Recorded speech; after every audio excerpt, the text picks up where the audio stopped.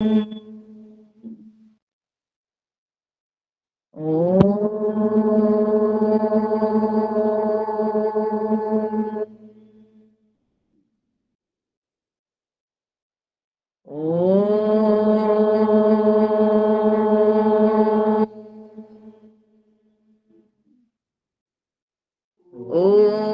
सहना भवतु सहनौ भुनक्तु सह वीर्यं करवावहै तेजस्विनावधीतमस्तु मा विद्विषावहै। ओम शांति शांति शांति। गुरुर्ब्रह्मा गुरुर्विष्णु गुरुर्देवो महेश्वरः गुरुरेव परं ब्रह्मा तस्मै श्री गुरवे नमः। तस्मै श्री गुरवे नमः। वसुदेवसुतं देवं कंसचाणूरमर्दनं देवकी परमानन्दं कृष्णं वन्दे जगद्गुरुं। कृष्णं वन्दे जगद्गुरुम्।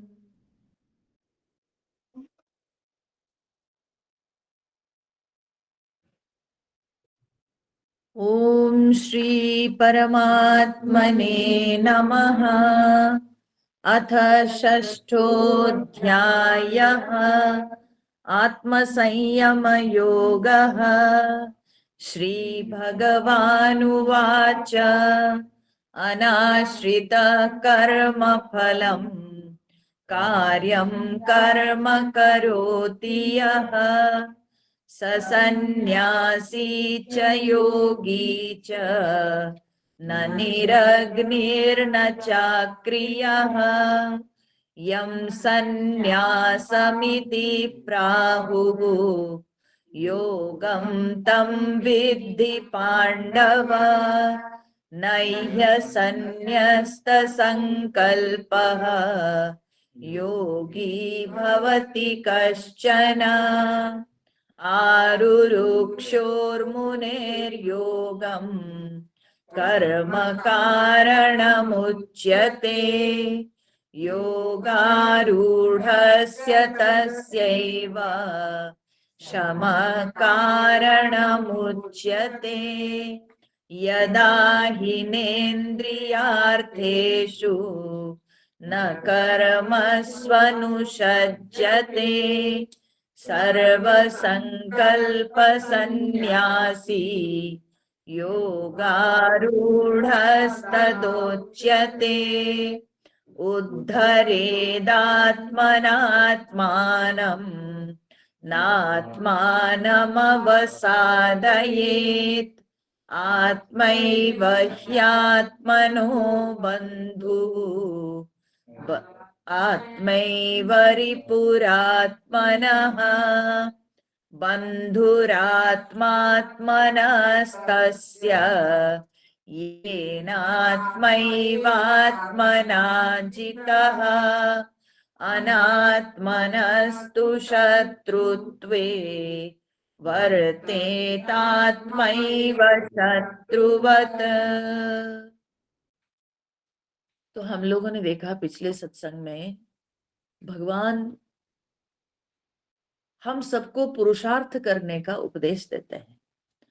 उद्धरेत आत्मना आत्मानम न आत्मानम अवसादयेत, कि हमेशा अपना उद्धार करना चाहिए, अर्थात अपना कल्याण स्वयं को करना है।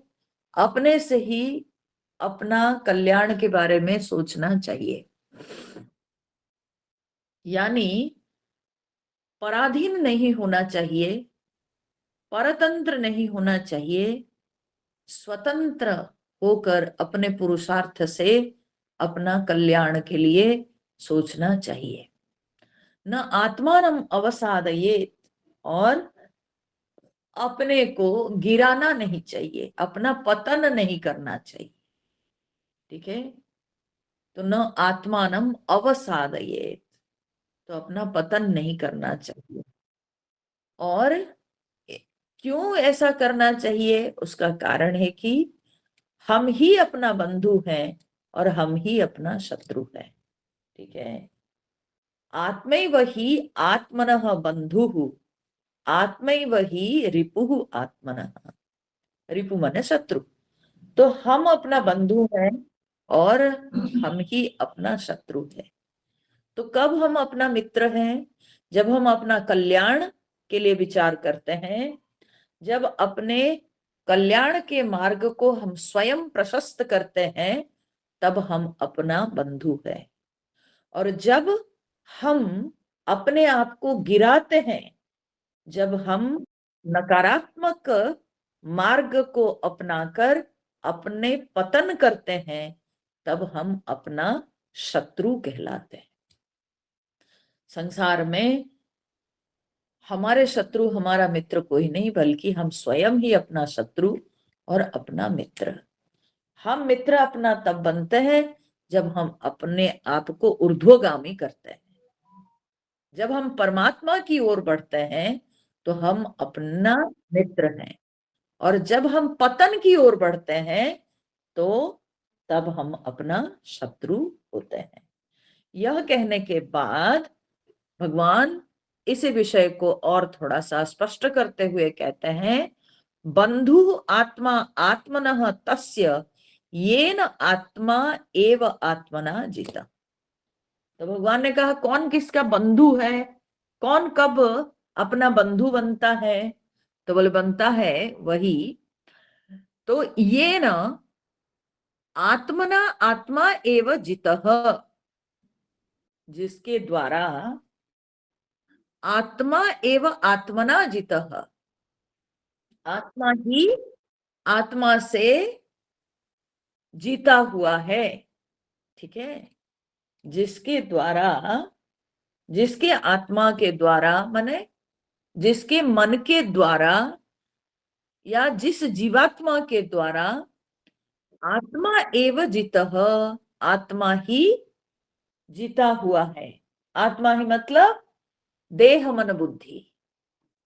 तो जिस जीवात्मा के द्वारा या जो व्यक्ति के द्वारा उसके देह मन बुद्धि जीता हुआ है, यानी नियंत्रित किया गया है, तस्य, उस व्यक्ति का भगवान कहते हैं आत्मनः आत्मा बंधु। ठीक है, सो तस्य आत्मनः, उस जीवात्मा का आत्मा बंधु। ठीक है, उस जीवात्मा का वो स्वयं बंधु है, वो मित्र है। ठीक है, तो जो जीवात्मा के द्वारा अपने देह मन इंद्रिय नियंत्रित किया हुआ है, वह जीवात्मा का बोलते हैं कि वो देह मन बुद्धि उसके बंधु है।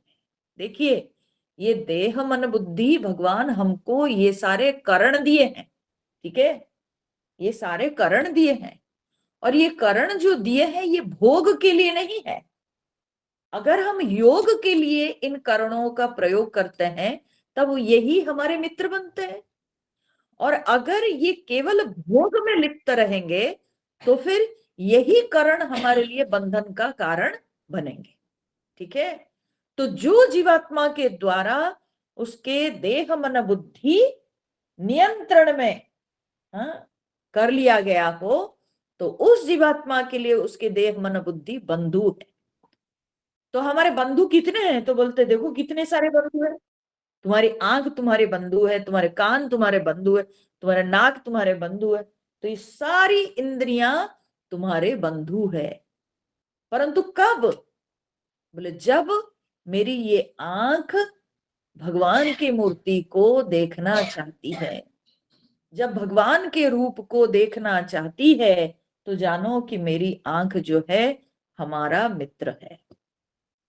मेरे कान जब भगवान के विषय में सुनना चाहता है, तो जानिए कि वो कान मेरा मित्र है।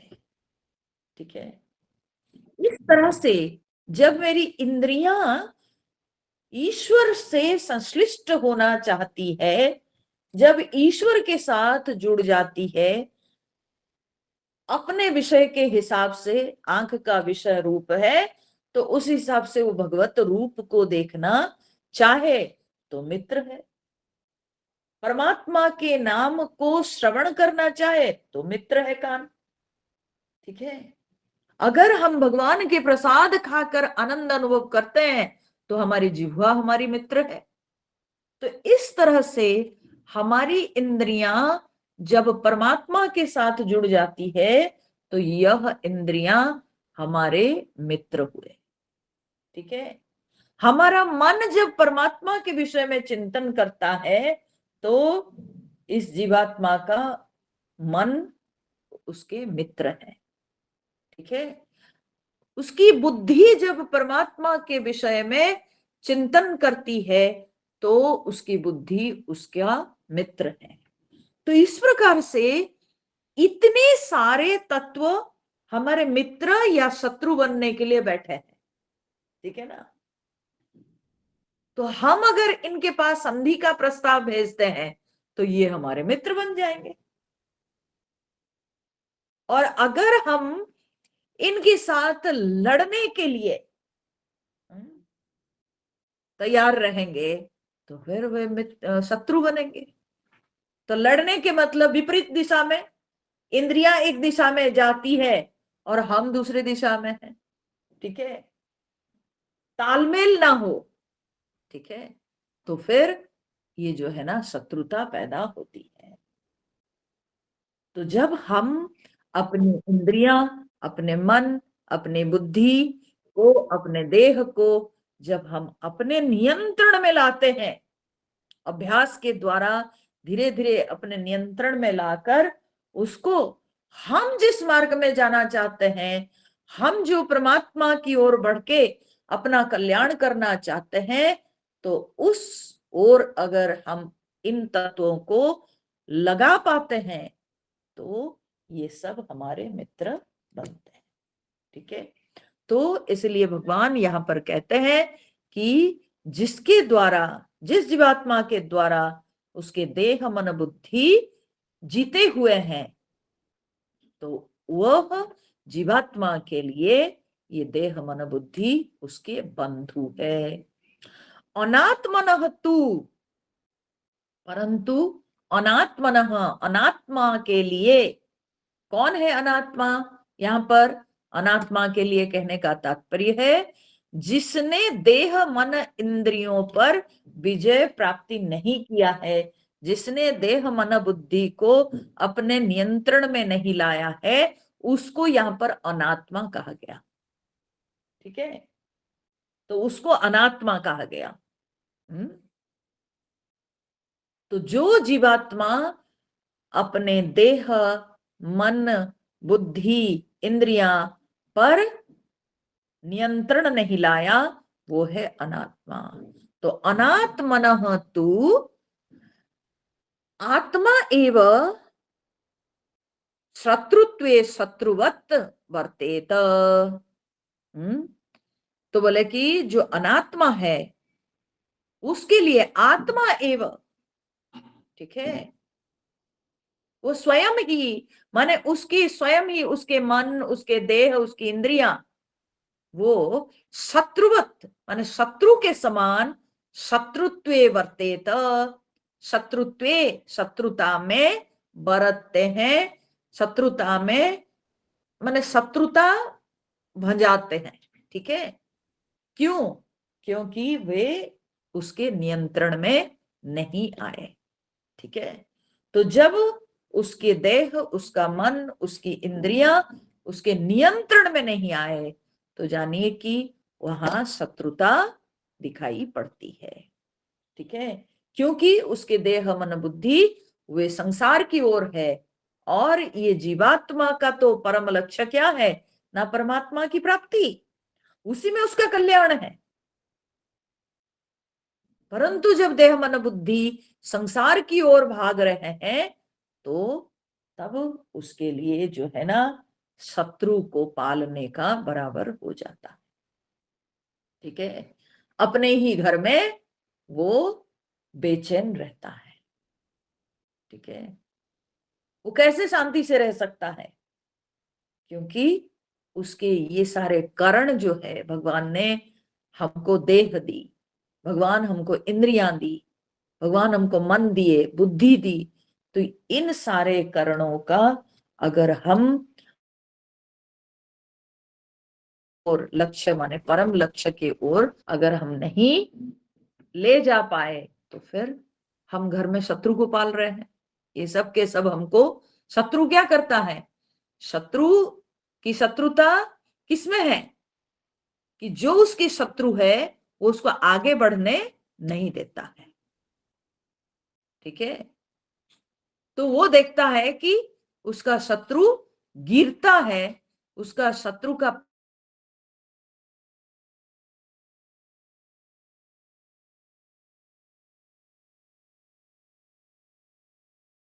सब के जो विषय की ओर जो गति है, अगर जीवात्मा भी उसी विषय की ओर बढ़ता चला जाता है तो फिर वे खुश होते हैं। ठीक है, तो यहाँ पर इसलिए भगवान कहते हैं कि पराधीन नहीं होना चाहिए, देह मन इंद्रियों के अधीन में नहीं आना चाहिए, हमेशा अपने विवेक शक्ति की सहायता लेकर देह मन इंद्रियों को परमात्मा की ओर बढ़ाना है, परमात्मा में लगाना चाहिए। ठीक है, तो जो व्यक्ति लगा पाया है उसका वो बंधु है, जो नहीं लगा पाया है ऐसे अनात्म पुरुष, तो बोलते हैं कि वो जो है दुखी होता रहता है। ठीक है, उसके अपने ही देह मन बुद्धि इंद्रियां ये उसके साथ शत्रु के समान ही व्यवहार करते हैं। ठीक है, तो मैंने पिछले सत्संग में इस बात को बहुत अच्छा से कहा था कि पराधीनता माने व्यक्ति वस्तु से पराधीन होता है, व्यक्ति से पराधीन होता है, समय से पराधीन होता है ना, अपनी आदतों के पराधीन होता है, आदतों से पराधीन होता है। ठीक है, हम अगर हमको वो ऐसे ही माला नहीं मिली तो हम नहीं कर सकते हैं जाप। ठीक है, हमको अगर वैसा मूर्ति नहीं मेरे सामने तो हम भगवान का ध्यान नहीं कर सकते। और अगर हम सवेरे ही ध्यान किए तो ध्यान हुआ, नहीं किए तो नहीं होता है। तो ये क्या ना, हम पराधीन हो गए, वस्तु के पराधीन, समय का पराधीन, है ना, व्यक्ति के पराधीन। तो ये नहीं होना चाहिए, अपने आप को बिकना नहीं चाहिए। ठीक है, इन चीजों में अपने आप को बिल्कुल छोड़ नहीं देना चाहिए, बल्कि हमेशा अपने मन को स्वतंत्र रखना बहुत आवश्यक है। कई बार ऐसे होता है कि भाई मेरे मेरे पसंदीदा चीज अगर नहीं मिली तो हम दुखी हो जाते हैं, हम संतुष्ट नहीं रहते हैं। ठीक है, पर ये समझना चाहिए कि हमारी इच्छा से सब कुछ होती नहीं, हमारी इच्छा एक तरफ है और प्रकृति का नियम वो दूसरी तरफ है। तो जो प्रकृति का नियम है उस नियम के अनुसार जो आना है वही आएगा। तो अगर अपने पसंदीदा चीज कुछ नहीं मिली तो उसमें कभी भी दुखी नहीं होना चाहिए। ये नहीं हुआ तो भाई मैं कैसे शांत रह सकता हूं। ठीक है, इसी को कहते हैं पराधीनता। इससे ऊपर उठना चाहिए, अपने को हमेशा इससे जो है दूर रखना चाहिए। तो भगवान यही कहते हैं कि देह मन बुद्धि के ऊपर राज करना चाहिए, न कि देह मन बुद्धि के दास बन जाना चाहिए। अब ये कहने के बाद अब आता है कि हम अपने मित्र कब होते हैं। ठीक है, तो भगवान उसको आत्मनः प्रशान्तस्य परमात्मा समाहितः शीतोष्ण सुख दुःखेषु तथा मानापमानयोः ज्ञान विज्ञान तृप्तात्मा कूटस्थो विजितेन्द्रियः युक्त इत्युच्यते योगी समलोष्टाश्मकाञ्चनः। तो भगवान कह रहे हैं जितात्मनः प्रशांतस्य परमात्मा समाहितः शीतोष्ण सुख दुःखेषु तथा मानापमानयोः। शीतोष्ण सुख दुःखेषु तथा मान अपमानयोः जितात्मनः। ठीक है, शीत उष्ण सुख दुःखेषु, ठीक है, ये सब द्वंद्वों में, ये सब द्वंद्वों में जो अपने को नियंत्रित कर लिया है जितात्मनः। कौन सब द्वंद्व? ना शीत उष्ण, सुख दुख, मान अपमान। ठीक है, सो ये जो द्वंद्व है सब, इन द्वंद्वों में जिसने अपने को नियंत्रित कर लिया है, अर्थात इन द्वंद्वों से जो प्रभावित नहीं होता है, जो अपने आप को इन द्वंद्वों से ऊपर रखता है। क्यों? क्योंकि ये जो द्वंद्व है ना, ये भी प्रकृति के नियम है। ठीक है, तो ठंड आनी है, ठंड की ऋतु है तो ठंड लगेगी। ठंड की ऋतु समाप्त हो गई तो फिर गर्मी आना है तो आएगी। ठीक है, तो इसको हम रोक नहीं सकते हैं, ये प्रकृति का नियम है। और प्रकृति के नियम के अनुसार संसार में परिस्थितियां बदलती है, विषय अलग अलग आते जाते रहते हैं। ठीक है, उसमें कोई विषय हमारे अनुकूल है तो हमको अच्छा लगेगा, कोई विषय हमारा प्रतिकूल है तो हमको दुख लगेगा। ठीक है, अगर प्रतिकूल वस्तु आती है तो दुख लगेगा, अनुकूल वस्तु आएगी तो सुख लगेगा। तो ये प्रकृति का नियम है, इसमें हम कुछ नहीं कर सकते हैं। आज सवेरे कितनी बारिश हुई है, सवेरे सवेरे बारिश के बाद एक माता जी हमारे यहाँ आ गई। आने के बाद बोलते देखिए मेरे कितने सारे ये सीजनल फ्लावर सब बारिश होकर के सब एकदम गल गए, हाँ, पंखड़ी सब गिर गई। तो देख के कितना उजड़ा उजड़ा लगता है। मैं बोली तो क्या कहना चाहती हो अम्मा, बारिश नहीं होती? हाँ, आप ये क्यों नहीं विचार करती हो कि पिछले 2-3 महीने से बारिश नहीं हुई है तो बारिश की जरूरत थी। तो आपके फूलों से अधिक आवश्यकता किसकी है? ना बारिश की आवश्यकता है। ठीक है ना, और क्या बारिश हमारे हाथ में है? नहीं है। तो अगर इसको लेके हम रोएंगे कि मेरा बगीचा उजड़ गया, तो इससे कुछ होने वाला तो है नहीं, हम और ज्यादा दुखी होंगे। हाँ, तो इसीलिए जो प्रकृति का नियम है उसको चुपचाप स्वीकार कर लेना चाहिए। ठीक है, छोटी छोटी चीजों को लेकर के छोटी छोटी जो बदलाव है, उस बदलाव में अपने आप को सुखी दुखी करना, ये अपनी मूर्खता है। ठीक है, ये अविवेकिता है। तो विवेक की सहायता लेकर के अपने आप को ये सबसे अलग रखना चाहिए। ये सारे जो परिवर्तन है ये तो होते रहेंगे, ये तो होते रहेंगे। ठीक है, तो भगवान कहते हैं ये सारे जो द्वंद्व है, शीत उष्ण सुख दुख तथा मान अपमान यो हो, और मान अपमान ये सब में जितात्मनः, जो अपने आप को नियंत्रण कर लिया है, उसका प्रशांतस्य और प्रसन्न चित्त व्यक्ति के लिए परमात्मा समाहितः, तो बोलते हैं परमात्मा समाहितः अच्छी तरह से प्राप्त है, परमात्मा समाहितः भवति।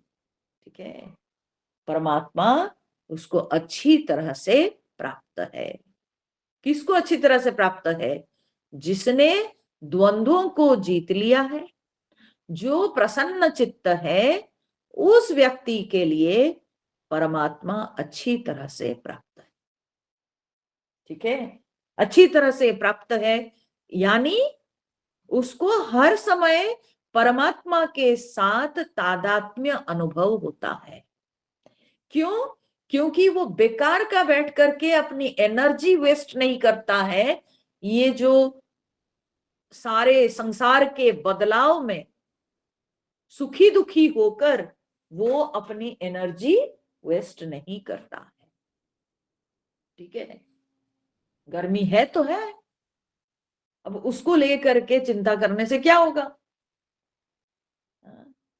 आप में आपसे अगर संभव है तो आप अपना बचाव का रास्ता निकालिए। ठीक है, बाहर अगर धूप है तो हम माथे पर छाता ले लेते हैं, तो कुछ हद तक हम अपने सिर को धूप से बचा सकते हैं। ठीक है, पूरी तरह से तो हम अपने आप को गर्मी से नहीं बचा सकते हैं, लेकिन कुछ हद तक बचा सकते हैं। तो उस प्रकार से अगर हम बाहर के परिवर्तन, बाहर के बदलाव से अपने को कुछ हद तक बचा सकते हैं तो प्रयास कीजिए, और अपने प्रयास में हो सकता है आप सफल हो जाएंगे, हो सकता है आप सफल ना भी हो। ठीक है, मानसिक रूप से उसके लिए भी तैयार रहना चाहिए, परंतु रो कर दुखी होकर कंप्लेंट करके अपनी एनर्जी वेस्ट नहीं करना चाहिए। ठीक है, एनर्जी वेस्ट नहीं करना चाहिए। अगर आपको नकारात्मक परिस्थिति प्राप्त हुई, नकारात्मक वस्तु प्राप्त होती है, तो आप अगर अपने प्रयास के द्वारा, अपने पुरुषार्थ के द्वारा कुछ कर सकते हैं तो वेल एंड गुड, और अगर नहीं कर सकते हैं तो उसको भी स्वीकार कर लेना चाहिए कि ऐसी ही परिस्थिति है, और इस परिस्थिति को अगर हम कुछ कर नहीं सकते हैं तो चुपचाप इसको सह लेना ही उचित है। ठीक है, चुपचाप इसको सह लेना ही हमारे लिए सही तरीका है। तो ऐसे जो व्यक्ति होता है जो हमेशा पॉजिटिव सोच लेके चलता है, तो वही व्यक्ति को जितात्मा कहा जाता है। ठीक है, वही व्यक्ति को जितात्मा कहा जाता है कि वो अपने आप को जीता हुआ है। ठीक है, अपने मन पर उसको कंट्रोल है, अपने इंद्रियों पर कंट्रोल है, देह पर कंट्रोल है, वो जैसे चाहे वैसे इन देह मन इंद्रियों को चलाता है। तो ऐसे जो जितात्मा है और प्रशांतस्य, देखिए भगवान कहते प्रशांत, शांत नहीं, प्रकृष्ट रूपेण शांत, प्रशांत। ठीक है, बहुत डीपली वो बिल्कुल पीसफुल है, एकदम उसकी शांति भंग नहीं होती है, वो बहुत गहराई से वो शांति में बैठा हुआ है, उसको कहा जाता है प्रशांत। ठीक है, प्रसन्न चित्त, कोई हलचल नहीं, कैसी भी परिस्थिति क्यों ना आए उसमें वो एकदम प्रसन्न है। ठीक है, हे प्रभु, जो तुमको करना है करो, जैसे तुमको हमसे कराना है करो, हम तो शांत रहेंगे। ठीक है, प्रशांतस्य परमात्मा समाहितः, ऐसे व्यक्ति हमेशा परमात्मा के अनुभव करता है, ऐसे व्यक्ति को परमात्मा सदा प्राप्त है। परमात्मा समाहितः भवति, वो उसको परमात्मा प्राप्त ही है, अच्छी तरह से उसको परमात्मा प्राप्त है। परमात्मा प्राप्त है माने क्या है ना, परमात्मा के साथ तादात्म्य। उस जीवात्मा को परमात्मा के साथ तादात्म्य प्राप्त है, अच्छी तरह से तादात्म्य प्राप्त है। ठीक है, और उसके अंदर ये क्षुद्र वृत्ति, क्षुद्र भावना नहीं रहती है। मैं एक छोटा सा जीव हूं, मेरी तो बहुत कम शक्ति है, मैं तो कम समझता हूं, हाँ, मैं कैसे हमेशा सुखी रह सकता हूं, मैं कैसे सब कुछ जान सकता हूं। तो ये जो भावना है ना, ये जीव भावना है।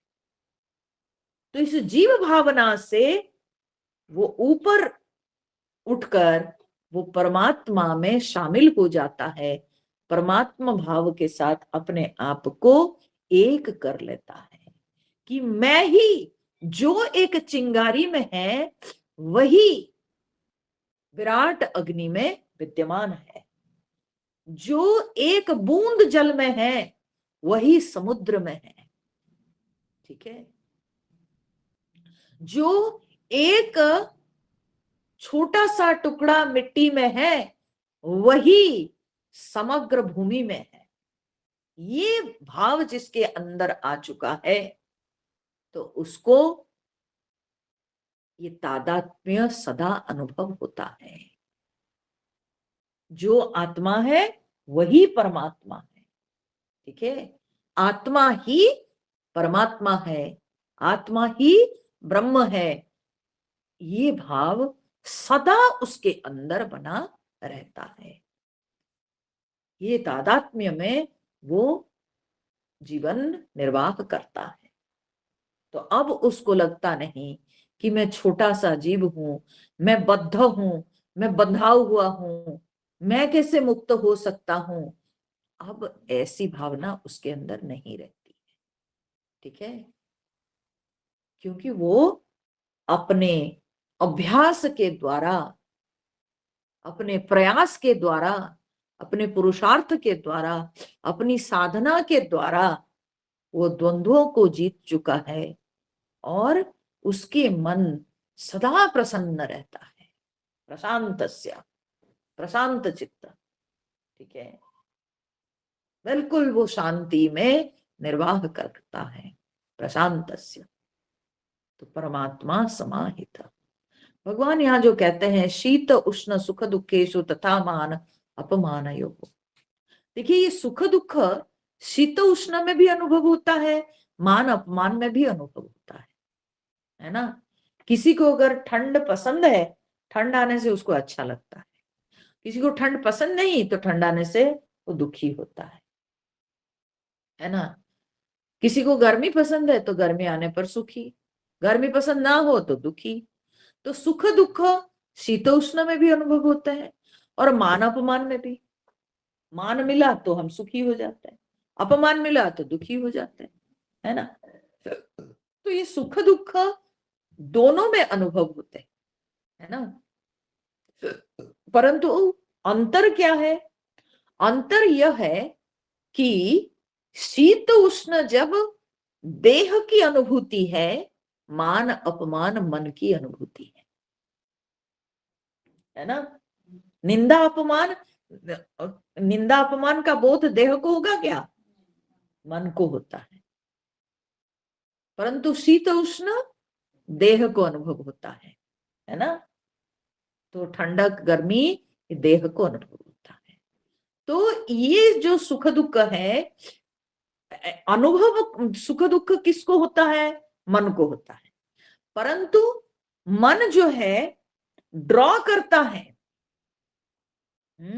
ये ज्ञान जो है मन को प्राप्त होता है जब देह को ठंडक मिलती है या गर्मी मिलती है, तो मन उससे ज्ञान लेकर के अगर उसके लिए अनुकूल या प्रतिकूल लगता है तो वो सुखी दुखी होता है। परंतु मान अपमान जो है वो डायरेक्ट हिट करता है मन को। ठीक है, शीत उष्ण में देह के माध्यम से मन सुखी दुखी होता है, पर मान अपमान में डायरेक्ट मन सुखी दुखी होता है।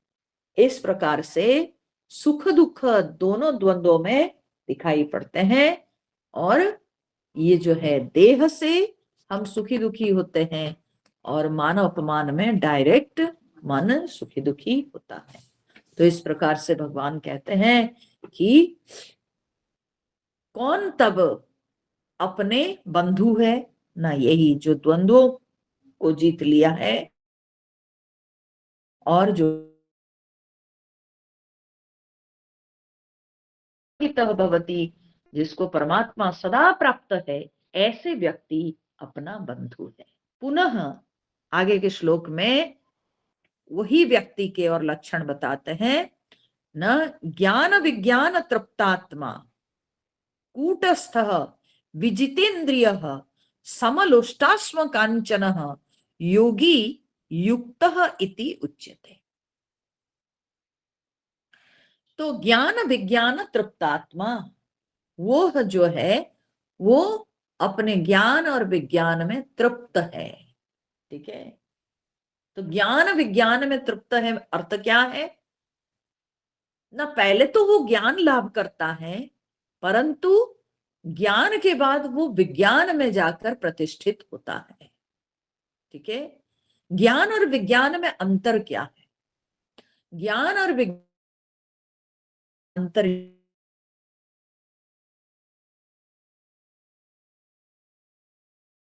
है। ठीक है, पठन और श्रवण के द्वारा जो हमको ज्ञान मिलता है, ठीक है, उसको हम लोग कहते हैं परोक्ष ज्ञान। ठीक है, वो परोक्ष हुआ, किताबों से हमको प्राप्त हुआ, पुस्तकों से हमको प्राप्त हुआ, गुरुमुख से प्राप्त हुआ, कोई समझाए कोई सिखाए, तो उसको परोक्ष ज्ञान कहा जाता है। ठीक है, तो ये जो है ना, ये ज्ञान ये अपना नहीं हुआ है अभी, ये हमको दूसरे माध्यम से दूसरे निमित्त से प्राप्त हुआ है, तो ये ज्ञान है। ठीक है, तो उसे हम लोग ज्ञान कहते हैं। जो हम गुरुमुख से सुनकर जानते हैं और जो पठन श्रवण से हम प्राप्त करते हैं, उसको हम ज्ञान कहते हैं, और वो परोक्ष है। ठीक है, और विज्ञान हम किसको कहते हैं? तो विज्ञान कहते हैं जिसको हम मनन और निधिध्यासन के द्वारा अनुभव में लाए। ठीक है, जिसको मनन और निधिध्यासन के द्वारा अपने अनुभूति में हम लाए, तो उसको कहते हैं विज्ञान। ठीक है, उसको हम कहते हैं विज्ञान, अपने अनुभव में लाए उसको। और कैसे ना, उसमें हम खुद मनन चिंतन किए और उस पर हम बैठ के ध्यान किए, और उसके बाद हमको वह विषय अनुभव होने लगा। ठीक है, तो उस अनुभव गम्य विषय को विज्ञान कहा जाता है। और यह जो विज्ञान है, जिसके साथ एकात्मता बोध होता है, ठीक है, हम एक ही है, हमें अंतर नहीं है, उसको हम स्वयं नित्य निरंतर अनुभव करते हैं, ये बोध जो होता है, तो उसको विज्ञान कहते हैं। और वह विज्ञान को अपरोक्ष ज्ञान कहा जाता। ठीक है, ज्ञान जब परोक्ष है, विज्ञान अपरोक्ष है।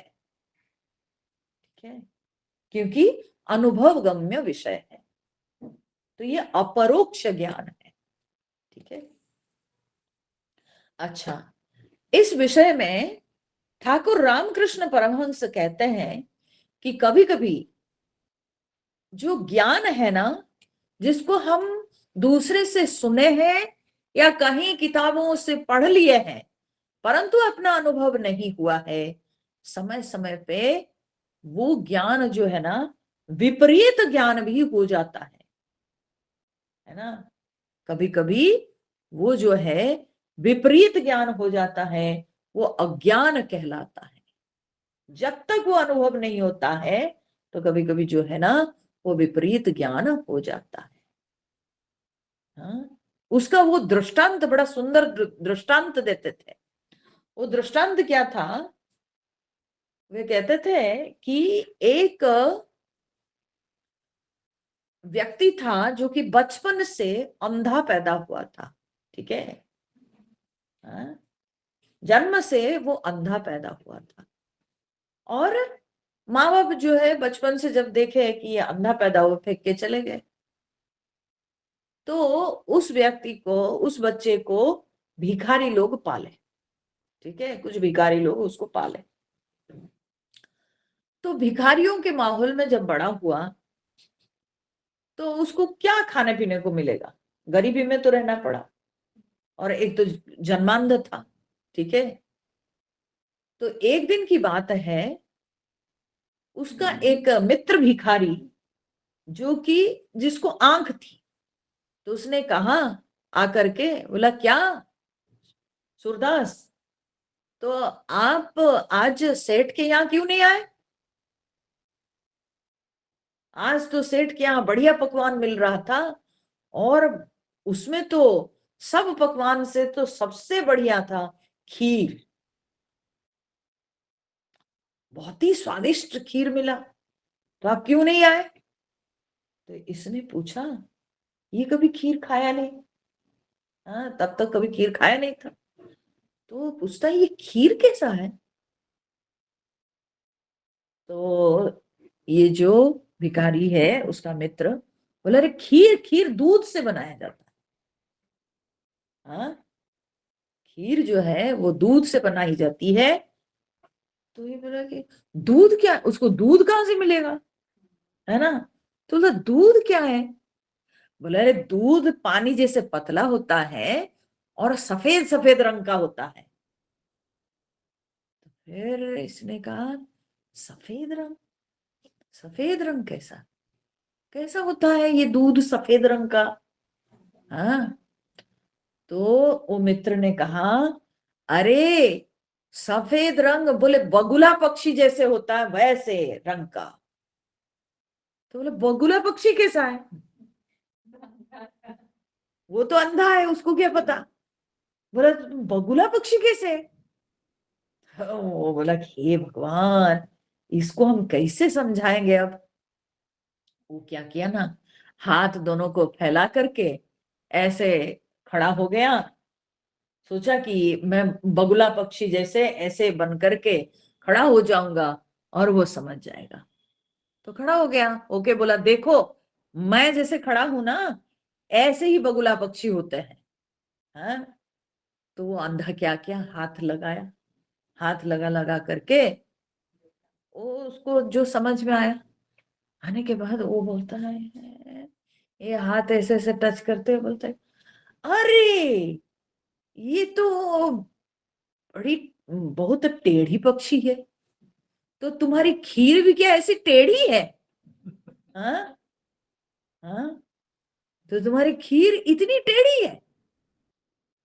तो देखो ये क्या हुआ, इसका कारण यही है कि ना तो उसने कभी दूध चखा है, ना तो उसने कभी दूध को देखा है।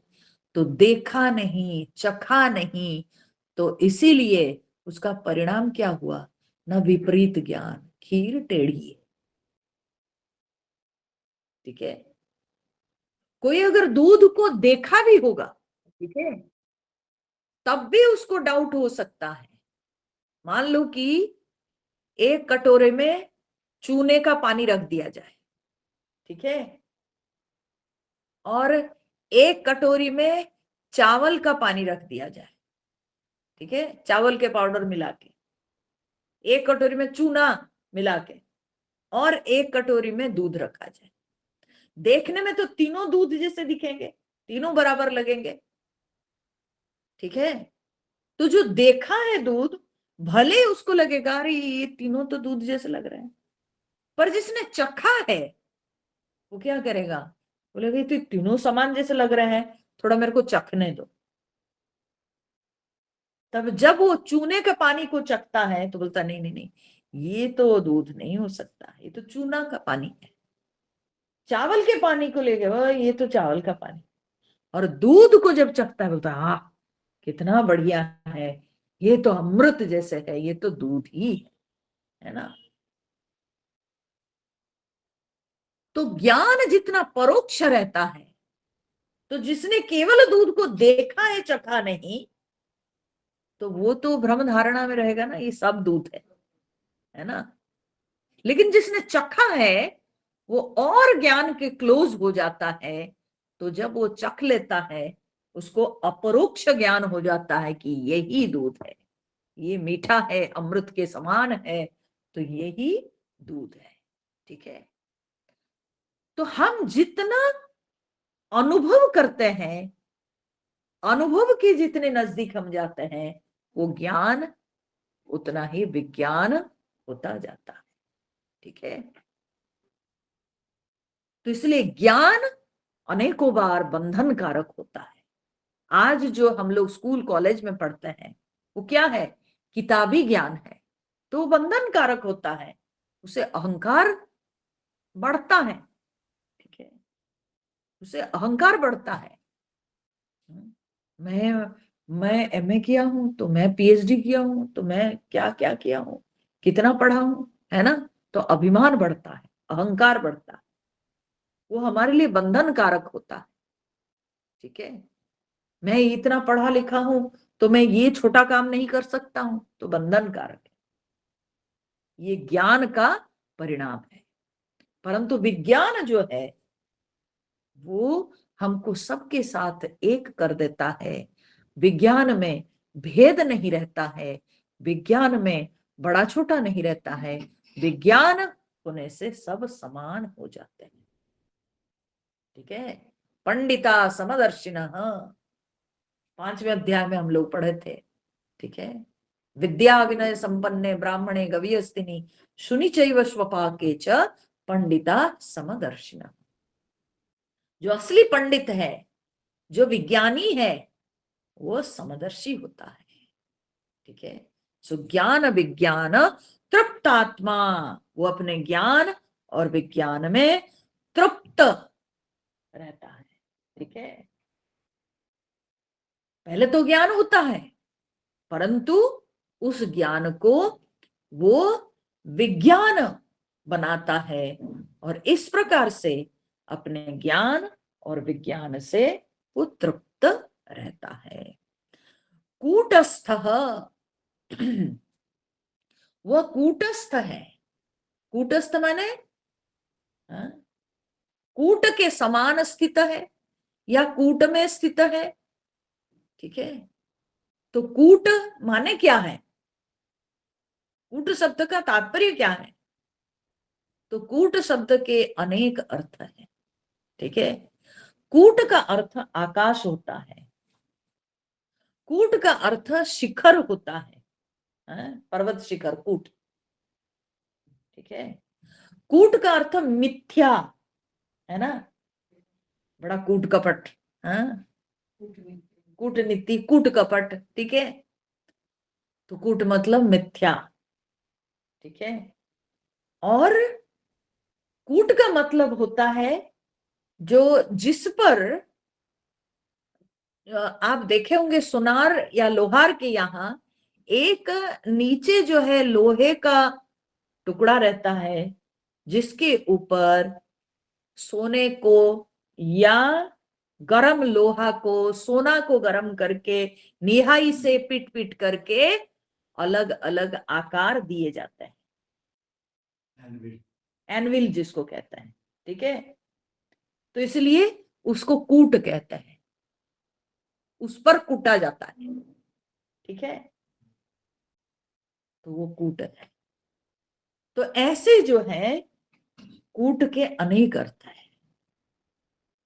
तो सब अर्थ यहां प्रयुज्य है, हर अर्थ यहां प्रयुज्य है। वो कूट के समान स्थित है। एक पहला अर्थ लीजिए आकाश, आकाश के समान वो स्थित है। जैसे आकाश में बादल आते हैं चले जाते हैं, मेघ आता है चला जाता है, ठीक है, पर आकाश ज्यों का त्यों रहता है, ठीक है। उसी प्रकार से वह जो है आकाश के समान बिल्कुल निर्विकार रहता है। हाँ? कुछ भी आए बादल के समान जो है, किस तरह के भी भाव आए जाए उससे वो कभी प्रभावित नहीं होता है। वो आकाश के समान स्थिर रहता है, निर्विकार रहता है, सुकूट के समान स्थित है। अगर हम इसको कूट माने पहाड़ लेते हैं, शिखर, ठीक है। हिमालय को शास्त्र में हिमकूट कहा जाता है ना, त्रिकूट, 3 शिखर वाले, हाँ? पहाड़ है, पर्वत है, त्रिकूट, ठीक है। तो ऐसे कूट का अर्थ शिखर होता है। तो अगर हम शिखर कहें तो आप देखो कि पहाड़ पर्वतों पर गर्मी पड़ता है, ठीक है, सूरज का ताप, ठंड पड़ती है, लेकिन वे ज्यों का त्यों रहता है ना। शीत ताप सहकर पहाड़ ज्यों का त्यों अचल रहता है, स्थिर रहता है। ठीक उसी प्रकार से यह व्यक्ति कूटस्थ है, यानी पहाड़ के समान वो अचल है, स्थिर है, कूटस्थ, ठीक है। चाहे कितने जीवन में परिस्थितियां क्यों ना आए, वो विचलित नहीं होता है, बिल्कुल स्थिर रहता है, कूटस्थ। कूट का अर्थ अगर हम मिथ्या लें, ठीक है, अगर हम मिथ्या लेते हैं तो ये संसार मिथ्या है ना। इस मिथ्या संसार के अधिष्ठान परमात्मा है कि नहीं, है ना। इस मिथ्या संसार के अधिष्ठान परमात्मा है। तो उसी प्रकार से जैसे इस मिथ्या संसार में परमात्मा स्थित है, तो उसी प्रकार से वह भी इस मिथ्या जगत में अप्रभावित रहकर अपने आप को परमात्मा के साथ एक करके रखता है। कूट के समान स्थित है वो, अर्थात कूट में स्थित है। कूट में स्थित है माने इस मिथ्या संसार में वो अधिष्ठान परमात्मा के समान स्थित है, ठीक है। कूटस्थ। और कूटस्थ का अर्थ क्या होता है, जैसे मैंने कहा एनविल है, ठीक है, जिसके ऊपर हथौड़ा से ठोक ठोक करके लोहे के उपकरण बनाए जाते हैं या सोने की अलंकार बनाए जाते हैं, तो कितने पहाड़ खाता है लेकिन ज्यों का त्यों रहता है। वैसे ही हाँ, वो बहुत संसार के जो है क्या बोलते हैं थपेड़ों में आकर भी वो बिल्कुल अप्रभावित रहता है, स्थिर रहता है, ठीक है। बूंद अघात सही गिरी जैसे, है ना। जिस तरह से बूंद की, गोस्वामी तुलसीदास जी बोलते हैं, जैसे बूंद गिरते हैं, जब बारिश की बूंद गिरती है पहाड़ों के ऊपर, हाँ? जैसे पहाड़ सहते हैं वैसे ही खल के वचनों को संत लोग सहन करते हैं।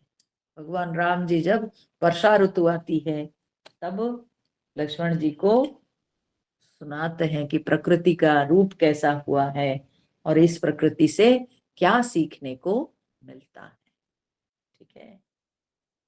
तो खल के वचनों को संत वैसे ही सहन करते हैं जैसे कि बूंद के, वर्षा की बूंद के प्रहार को जैसे पहाड़ सहन करते हैं, वैसे ही खल के वचनों को संतजन सहन करते हैं।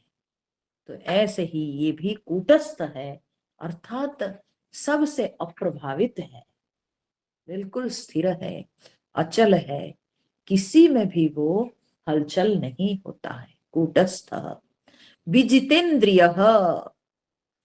विजितेंद्रिय अर्थ क्या है ना, वो अपने इंद्रियों को जीत लिया है। ठीक है, अपनी इंद्रियों को वो अपने वश में कर लिया है। और समलोष्टाश्म कांचन,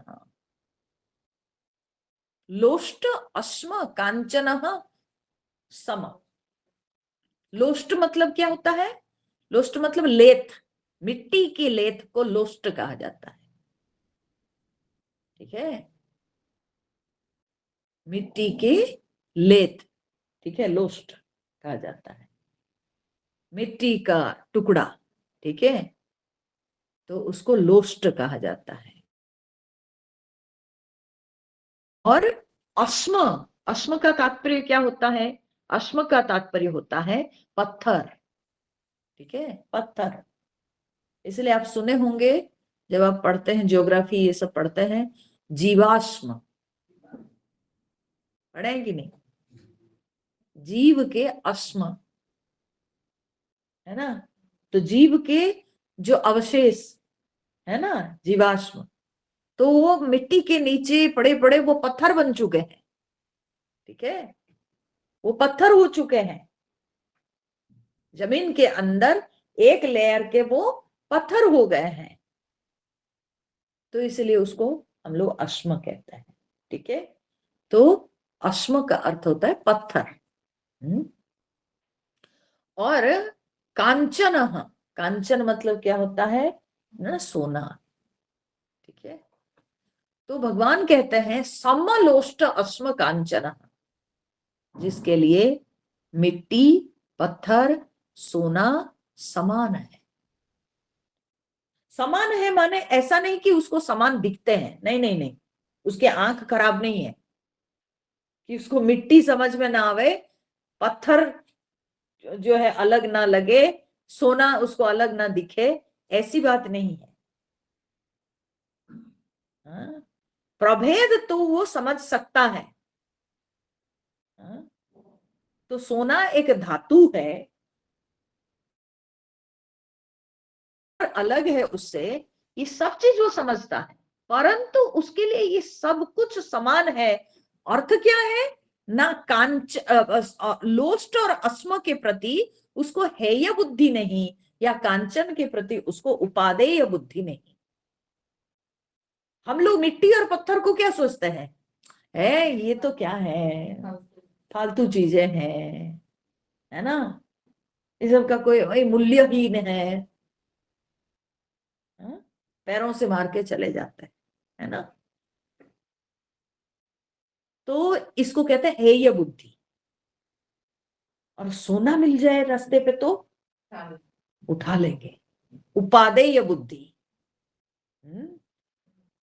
उपादेय, आदेय मतलब क्या होता है, आदान से आदेय होता है, ग्रहण करने योग्य। उपादेय मतलब अपने निकट उसको हम लाना चाहते हैं, उपादेय। ठीक है, तो इसलिए सोने के प्रति हमको उपादेय बुद्धि होती, परंतु इस महात्मा के लिए मिट्टी, पत्थर, सोना सब समान है, अर्थात उसके लिए कोई हेय नहीं, कोई उपादेय नहीं, वो बिल्कुल सबसे निर्विकार रहता है। क्योंकि असलियत में देखा जाए तो आपकी आवश्यकता जिससे पूर्ण होती है, जो समय में जिसकी जरूरत है ना, उसी का महत्व उस समय में। कोई समय पे अगर हमको मिट्टी का पात्र चाहिए, वहां हम सोना लेके क्या करेंगे बताओ जरा। हाँ? और किसी समय में अगर हमको पत्थर चाहिए, तो पत्थर चाहिए हमको। अगर मान लीजिए मसाला पीसना है कि नहीं, तो उसमें सोना लेकर के हम क्या करेंगे? हाँ? हमको कोई अगर सोने का ये दे देगा तो उससे क्या होने वाला? हमको तो चाहिए पत्थर के सिलवट, है ना। तो जहां पत्थर से काम लेना है, उस समय में पत्थर मूल्यवान हो जाता है। जहां मिट्टी का काम है तो उस समय में मिट्टी मूल्यवान। हो जाती है। और जिस समय सोने की जरूरत है तो सोने का प्रयोग करना है, बात खत्म। तो इसलिए असलियत में कोई वस्तु मूल्यवान है या कोई मूल्यहीन है, ये ऐसी बात नहीं है। उसका मूल्य निश्चय होता है कि उसकी जरूरत कितनी है और कब है। ठीक है। तो समलोष्टाश्म कांचन, अर्थात उसके लिए मिट्टी पत्थर सोना सब समान है। ठीक है। वो किसी में बहुत आकर्षित नहीं होता है, बस व्यवहार के लिए जितना चाहिए उतना व्यवहार करके वो चल देता है। वो किसी को संचय नहीं करता है, किसी में वो अटकता नहीं, बस वो बढ़ता चला जाता। ठीक है। इसमें बहुत प्रसिद्ध कथा सुनने को आती है, राका बाका की कथा। ठीक है। तो राका बाका पति पत्नी। ठीक है। तो एक बार वे लोग जंगल गए थे, गरीब थे, जंगल गए थे लकड़ी संग्रह करने के लिए। तो लकड़ी संग्रह करने जब गए हैं, लकड़ी संग्रह करके लौटते थे, जब लौट रहे थे तो राका आगे आगे चल रहा है और बाका पीछे चल रही है। ठीक है। और राका जब आगे आगे चल रहा है तो देखा कि रास्ते पर एक सोने का कंकड़ पड़ा हुआ है।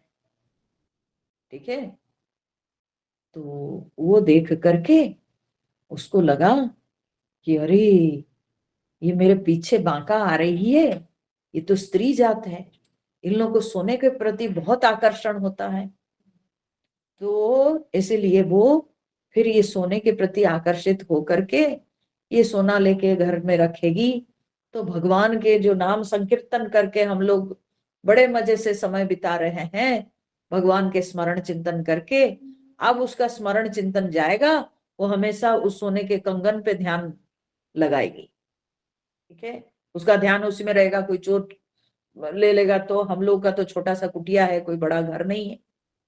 तो वो क्या किया, तुरंत ही ये सोचकर राका क्या किया, उस कंगन को मिट्टी से ढक दिया। जब ढक रहा था उस समय तक पीछे से बांका आ गई, पहुंच गई। बोले कि क्या कर रहे हो? तो राका ने कहा नहीं नहीं, कुछ नहीं कुछ नहीं कुछ नहीं। लेकिन बांका को बड़ा जो है डाउट लगा, तो तुरंत वो क्या की, राका के हाथ हटा करके वो बालू को हटा दी। हटा दी तो जी दिखाई पड़ा सोने का कंगन। तो बोले क्या कर रहे थे तुम? तो राका ने कहा मैं इसको मिट्टी से ढक दे रहा था कि तुमको वो दिखाई ना पड़े। तब समझ गई, हाँ पूरा मसला क्या है समझ गई बाका। तो हंसकर के बाका बोली कि तुम मिट्टी को मिट्टी से ढक रहे हो? हाँ, मेरे लिए वो कंगन भी मिट्टी है। ठीक है। तो तुम मिट्टी को मिट्टी से ढक रहे हो, चलो आगे बढ़ो। ठीक है। तो शायद उसके बाद से लोग जो है ना राका बाका ज्वेलरी, ऐसे जो है ज्वेलरी शॉप के नाम राका बाका देते हैं। ठीक है। बड़ा फेमस है। हाँ। तो इस तरह से मिट्टी पत्थर सोना जिसके लिए समान है, जिसको कोई सोने के प्रति आकर्षण नहीं, या मिट्टी पत्थर को जो मूल्यहीन न समझता हो, तो वह व्यक्ति को भगवान कहते हैं योगी। ऐसे योगी युक्तः इति उच्यते। ऐसे योगी युक्त कहलाता है। ठीक है। ऐसा योगी युक्त कहलाता है। युक्त कहलाता है माने योगारूढ़ कहलाता है। ठीक है। ऐसा योगी तब योगारूढ़ कहलाता है, क्योंकि शुरू हुई थी वहीं से, योगारूढ़। ठीक है। तो अब ये क्योंकि पहुंच गया है परमात्मा में, परमात्मा स्थिति में ये स्थिर हो गया है, तो इसलिए ये युक्त कहलाता है, अर्थात ये योगारूढ़ कहलाता है। यहाँ युक्त शब्द का अर्थ है योगारूढ़। ठीक है। जो योग में प्रतिष्ठित हो चुका है, योग की चरम स्थिति को प्राप्त कर चुका है, उसको युक्त कहलाता है। ठीक है। तो बोले कि ऐसे योगी युक्त कहलाता है। और फिर तब वो जो संसार में विभिन्न प्रकार के संबंध होते हैं, ठीक है, जब हम लोग संसार में रहते हैं, जाने अनजाने में हमारे प्रकार प्रकार के संबंध बन जाते हैं, ठीक है, प्राणियों के साथ, लोगों के साथ, व्यक्तियों के साथ हमारे संबंध बन जाते हैं, ठीक है। जब समलोष्टास्म कांचन कह करके भगवान पदार्थ, ठीक है, धातु पदार्थ के प्रति समभावना उसकी रहती है, व्यक्त किए भगवान, तो अब यहां पर व्यक्ति प्राणियों के प्रति, ठीक है, क्या उसकी भावना है, उसको इस श्लोक में, 9वां श्लोक में भगवान व्यक्त करते हैं। सुहृन् मित्रार्युदासीना मध्यस्थद्वेष्य बन्धुषु साधुष्वपि च पापेषु समबुद्धिर्विशिष्यते। सुहृन्मित्रार्युदासीना मध्यस्थद्वेष्य बन्धुषु साधुष्वपि च पापेषु समबुद्धिर्विशिष्यते। तो भगवान ने कहा कि कैसे उसकी व्यक्तियों के प्रति भावना है ना, व्यक्ति सब मन तरह तरह के संबंध कैसे हो, और फिर उसकी भावना क्या है इन सब के प्रति, वो भगवान कहता है। तो किस तरह के संबंध सब दिखाई पड़ते हैं जगत में, तो भगवान ने कहा एक है सुहृत, ठीक है, तो सुहृत का मतलब क्या होता है, सुहृत का मतलब होता है सखा, ठीक है। फिर उसके बाद भगवान शब्द दिए मित्र, मित्र का मतलब भी सखा है ना। तो बोले भगवान आपको शब्द नहीं मिल रहे थे, आप रिपीट कर रहे हैं बार बार, हाँ? एक ही भाव को लेकर के अलग अलग शब्द का प्रयोग कर रहे। बोले नहीं नहीं ऐसी बात नहीं। फिर लास्ट में ये सेंटेंस के एंड में बंधु भी आया है, एक ही लाइन में तीन तीन शब्दों का प्रयोग हुआ है, एक है सुहृत, दूसरा है मित्र, तीसरा है बंधु। तो तीनों में कोई अंतर है कि सब एक ही है, बोले नहीं ऐसे नहीं, अंतर है। तो सुहृत किसको कहते हैं, सुहृत कहते हैं उस व्यक्ति को जो उपकार की अपेक्षा न रखकर हमारा उपकार करते हैं, उनको कहते हैं सुहृत। सुहृत माने जिनके हृदय साफ है, जो उपकार की अपेक्षा नहीं रखते हैं परंतु उपकार करते हैं, ठीक है, जो हमसे इस हद तक प्यार करते हैं, इस हद तक प्यार करते हैं कि हम उनको चाहे ना चाहे, हम उनके उपकार करें ना करें, परंतु वे हमारे उपकार करेंगे, सुहृत।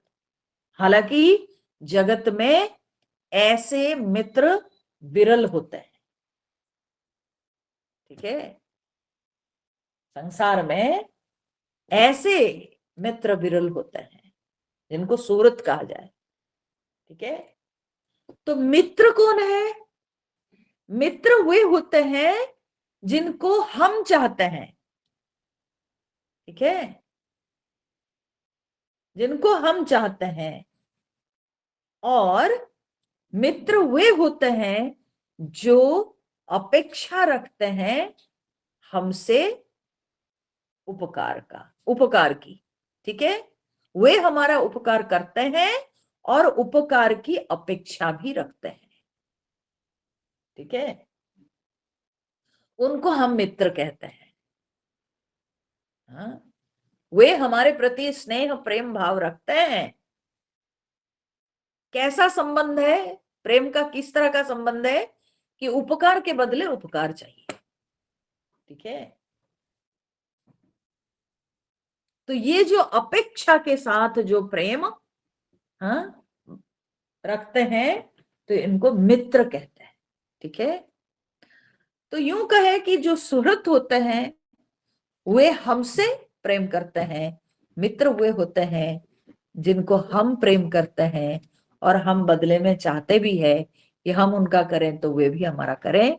और या दूसरे भी ऐसे लोग हैं जो हमारे मित्र अपने आप को कहलाते हैं, यानी वे हमारे उपकार करके उपकार चाहते हैं, मित्र। और बंधु किनको कहते हैं? बंधु उनको कहते हैं जिनके साथ हमारा कुछ बंधन है, नाता रिश्ता है, आत्मीय सोजन स्वजन।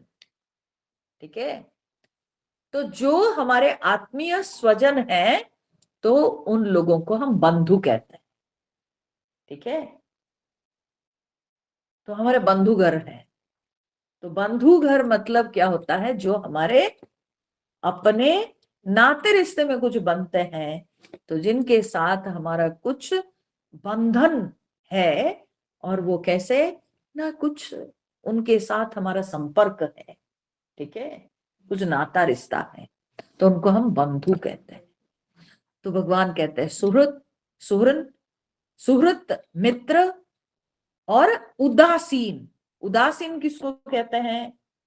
उदासीन उनको कहते हैं जो संसार में कैसे भी, हाँ, कोई भाव क्यों ना रखे उनके प्रति, वो सबके प्रति उपेक्षा भाव रखते हैं। उदासीन, उदासीन माने जो सबसे ऊपर, हाँ, बैठे हुए। उदासीन का अर्थ उदासी नहीं, उदासीन न, ये न एक अक्षर जुड़ जाता है तो जमीन आसमान का अंतर आ जाता है दोनों शब्दों में। उदासी और उदासीन में अंतर है। उदासी वो होता है जो विषादग्रस्त, जो दुखी, उसको उदासी कहते हैं। ठीक है, उसको हम उदासी कहते हैं। परंतु उदासीन माने उत आसीन, माने ऊपर, उत माने ऊपर, आसीन माने बैठा हुआ। ठीक है, एक न को अगर हम भूल जाएंगे तब एकदम अर्थ बदल जाएगा। तो इसलिए उदासीन और उदासी में बहुत अंतर है, ये समझना चाहिए। उदासी होते हैं जो दुखी होते हैं एकदम, है ना, कोई बात को लेके हम दुखी, चिंतित रहते हैं, विषादग्रस्त होते हैं, है ना, मन बिल्कुल एकदम डाउन, डल लगता है, तो उदासी। ठीक है, हम लोग भजन गाते हैं ना, हरिओम शरण का भजन सुनते हैं, उसमें आता है ना, तेरा राम जी करेंगे बेड़ा पार, उदासी मन काहे को डरे, है ना, उदासी मन, मन चिंता में पड़ा हुआ, कैसी मेरी मुक्ति होगी, कैसा मेरा कल्याण होगा, तो उदासी। परंतु उदासीन माने जो सब के प्रति उपेक्षा भाव रखते हैं, जिसको किसी में कोई अटैचमेंट नहीं, जो परमात्मा स्थिति में स्थित है, तो उसको कहते हैं उदासीन। उत आसीन माने ऊपर बैठा हुआ, सबसे ऊपर, संसार से ऊपर, मोह माया के संसार से ऊपर, उसको कहते हैं उदासीन। ठीक है, टोटली इंडिफरेंट, कोई फर्क नहीं पड़ता उसको। ठीक है, कोई निंदा करे, कोई वंदना करे, प्रशंसा करे, हाँ, कोई निंदो, कोई वंदो, कोई निंदो, कोई वंदो, कोई कैसे कहो रे, कोई कैसे कहो रे, रघुनाथ साथ प्रीत बांधे, नाथ साथ प्रीत बांधे, होयते से होय रे, कोई निंदो, कोई वंदो, कोई निंदो, कोई वंदो। कोई निंदा करे कोई वंदना करे, क्या फर्क पड़ता है। ठीक है, वो ईश्वर भाव में स्थित है, उसको कहते हैं उदासीन। कोई फर्क नहीं पड़ता, वो है उदासीन। मध्यस्थ, मध्यस्थ मतलब क्या है? मध्यस्थ माने दो झगड़ा करने वालों के बीच में जो सुलह कर देते हैं। ठीक है, जो सुलझा देते हैं मैटर को, बीच में आके, मध्यस्थ। और जिनको दोनों के साथ रिलेशन है, शत्रु पक्ष मित्र पक्ष उभय पक्ष के साथ जिनको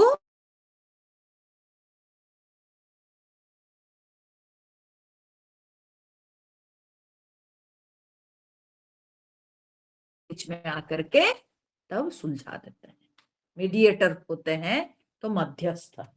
ठीक है, वर पक्ष में भी उनकी जान पहचान है, कन्या पक्ष में भी उनकी जान पहचान है ना।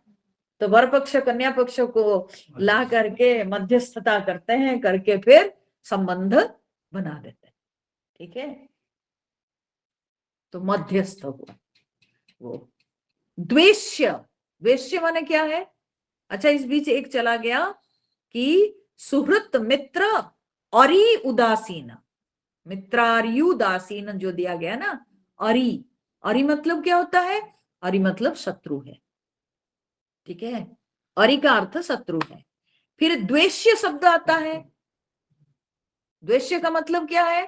द्वेष्य का मतलब है कि द्वेष करने योग्य, तो शत्रु हुआ ना, शत्रु हुआ। तो अंतर क्या है फिर दोनों में? अरि और द्वेष्य में अंतर क्या है ना? अरि होते हैं जो हमसे शत्रु भाव रखते हैं, ठीक है, और द्वेष्य वो होते हैं जिनके प्रति हम द्वेष रखते हैं।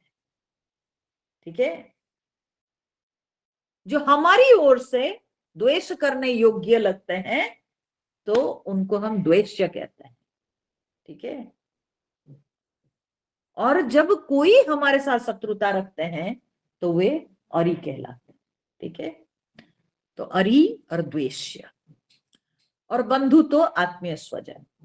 तो देखिए क्या है, यहां पर एक प्रश्न उठता है कि आप कहते हो कि वो योगारूढ़ कहलाते हैं, तो उनके फिर शत्रु मित्र ये सब कहां से आएंगे? है? तो बोलते रहे, बोले ये जो समाज में ये सारे जो संबंध सब दिखाई पड़ते हैं, कोई किसी का शत्रु, कोई किसी का मित्र, कोई किसी का बंधु, कोई सुहृद, है ना। तो ये सब जितने संबंध समाज में दिखाई पड़ते हैं, वो सब में साधुषु अपिच पापेषु, वो साधुओं में भी और पापियों में भी, हाँ, समबुद्धि ही विशिष्यते। भगवान कहते हैं कि जो समबुद्धि है, समान बुद्धि रखने वाले, वो श्रेष्ठ है, विशिष्यते। ठीक है, वे श्रेष्ठ है, अर्थात उनको सबके साथ समबुद्धि है। हाँ? उनके पास कोई आके बोलता है कि महात्मा जी वो तो मेरा बड़ा शत्रु है, महात्मा जी सब सुनते हैं, इस कान में घुसा के इस कान में निकाल देते हैं, बस। वो प्रभावित नहीं होते हैं, वो ऐसा नहीं, उसमें तो है तुम्हारा वो शत्रु, तब ठीक है, कल से मैं भी उसके साथ वैसा ही व्यवहार करूंगा। क्यों? मेरा भक्त का शत्रु जो है वो, अरे हाँ? भक्त का मन संसारी है, तो इसीलिए उसके लिए कोई शत्रु है कोई मित्र है। लेकिन महात्मा वो होता है जिसको कोई शत्रु नहीं, कोई मित्र नहीं, कोई अपना नहीं, कोई पराया नहीं। ठीक है, तो जो सब में समबुद्धि है वही श्रेष्ठ है, वही उत्तम है, बल्कि वही योगारूढ़ है, यही भगवान यहाँ पर मीन करते हैं। ठीक है, समबुद्धि ही विशिष्यते, ऐसे जो है समबुद्धि वह विशेष स्थान को प्राप्त होते हैं। तो अब ये कहने के बाद प्रश्न उठता है कि भगवान वो युगारूढ़ स्थिति में पहुंचने के लिए हमको आप कुछ प्रैक्टिकल स्टेप्स दीजिए। क्या हमको करना चाहिए एग्जैक्टली क्या हमको करना चाहिए, आप हमको वैसे प्रैक्टिकल स्टेप दीजिए कि ये करना है अभ्यास। ठीक है, बहिरंग साधना। पहले आप हमको बहिरंग साधना बताइए, फिर उसके बाद अंतरंग साधना करके फिर हम परमात्मा स्थिति में पहुंच पाएंगे। तो कृपया हमको कुछ उपाय ऐसे बताइए। तो बोले उपाय हम बताएंगे कल। ठीक है, कल हम उपायों की चर्चा करेंगे। ठीक है, तो आज के लिए इतना ही। हरिओम नारायण। ओम पूर्णमद पूर्णमिदं पूर्णात् पूर्णमुदच्यते पूर्णस्य पूर्णमादाय पूर्णमेवावशिष्यते। ओम शांति शांति शांति। हरिः ओम श्री गुरुभ्यो नमः।